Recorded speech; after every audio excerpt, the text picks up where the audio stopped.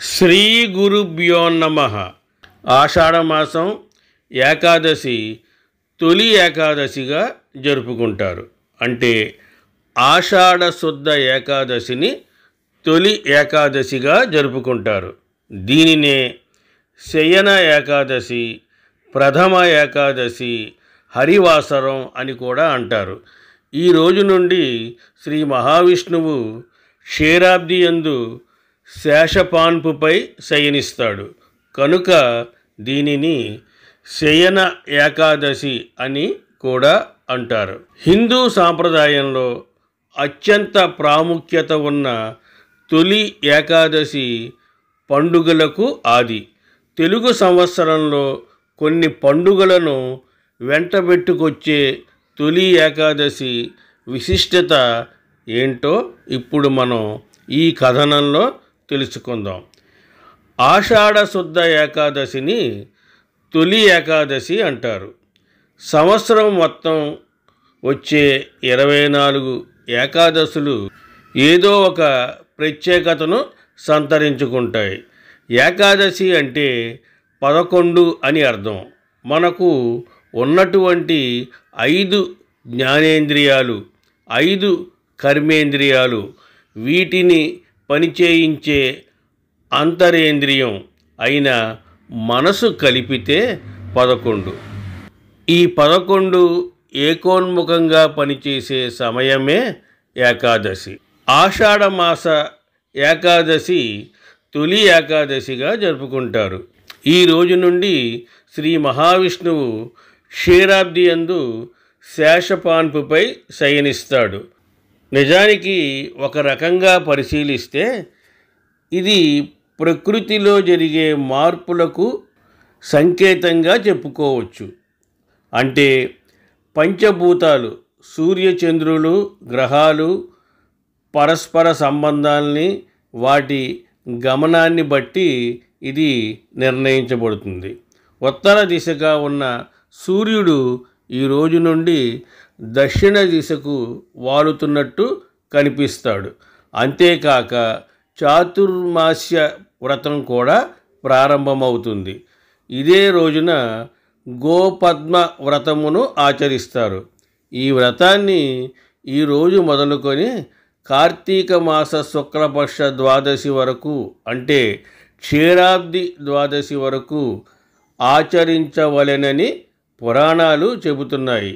మహిమాన్వితమైన ఈ ఏకాదశి పర్వదినాన వ్రతాన్ని ఆచరిస్తే సూర్యచంద్ర గ్రహణములలో భూమి దానాలిచ్చినంత, అశ్వమేధయాగం చేసినంత, 60,000 సంవత్సరాలు తపస్సు చేసినంత పుణ్యం లభిస్తుందని ఏకాదశి వ్రత మహత్యాన్ని గురించి మన పురాణాలు చెబుతున్నాయి.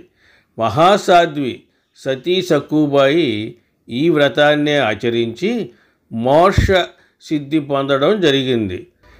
అయితే ఈ వ్రతంలో ప్రధాన నియమాలు ఎలా ఉంటాయి, ఈ వ్రతం యొక్క ఉపవాస ఫలితాలు ఏ విధంగా ఉంటాయి ఇప్పుడు తెలుసుకుందాం. ఈ వ్రతాన్ని ఆచరించదలచిన వారు దశమి నాడు రాత్రి నిహారులై ఉండి ఏకాదశి నాడు సూర్యోదయానికి ముందుగా కాలకృత్యాలు తీర్చుకొని శ్రీహరిని పూజించాలి. ఆ రోజు మొత్తం ఉపవాసం ఉండాలి. అసత్యమాడరాదు, స్త్రీ సాంగత్యం పనికిరాదు. కానీ పనులు, దుష్ట ఆలోచనలు చేయకూడదు. ఆ రోజు రాత్రంతా జాగరణ చేయాలి. మర్నాడు అనగా ద్వాదశి నాడు ఉదయాన్నే కాలకృత్యాదుల అనంతరం శ్రీహరిని పూజించి నైవేద్య తాంబూలాలు సమర్పించి భోజనం చేయాలి. అన్నదానం చేయడం చాలా మంచిది. ఆషాఢమాస తొలి ఏకాదశి రోజున సూర్యోదయానికి ముందే లేచి శుచిగా స్నానం ఆచరించి శ్రీహరిని నిష్ట నియమాలతో పూజించాలి. పూజా గదిని శుభ్రం చేసుకుని విష్ణుమూర్తి ప్రతిమకు లేదా పటానికి పసుపు కుంకుమలు పెట్టి పుష్పాలతో అలంకరించుకోవాలి. తర్వాత చక్కెర పొంగలిని నైవేద్యంగా పెట్టి కర్పూర హారతి ఇవ్వాలి. ఏకాదశి వ్రతం ఆచరించేవారు కాల్చి పండినవి, మాంసాహారం, పుచ్చకాయ, గుమ్మడికాయ, చింతపండు, ఉసిరి, ఉలవలు, మినుములు తీసుకోకూడదు. అదేవిధంగా మంచంపై శయనించడం చేయకూడదని పురాణాలు చెబుతున్నాయి. ఈ ఏకాదశి విశిష్టతను గురించి పద్మ పురాణంలో వివరించారు. అష్ట కష్టాలతో తలమునకలవుతున్న మానవ జాతిని ఉద్ధరించడానికి సాక్షాత్ శ్రీహరే ఈ ఏకాదశిని ఏర్పాటు చేశాడని, ఈ వ్రతాన్ని నియమ నిష్టలతో ఆచరించిన వారు సమస్త వ్యధల నుండి విముక్తి పొందగలరని, మరణానంతరం వైకుంఠ ప్రాప్తి లభిస్తుందని పద్మపురాణంలో పేర్కొన్నారని చెబుతూ ఉంటారు.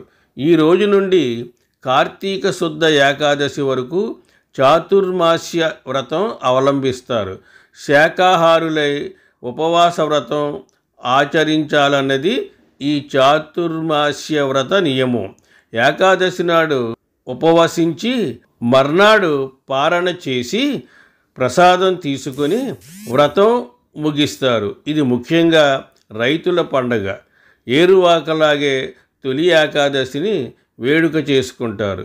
అతివృష్టి, అనావృష్టి లాంటి ప్రకృతి వైపరీత్యాలు చోటు చేసుకోకూడదని, పైరుకు ఏ రకమైన తెగుళ్ళు సోకకూడదని, ఇతరత్ర ఏ సమస్యలు ఎదురవ్వకూడదని దండం పెట్టుకుంటారు.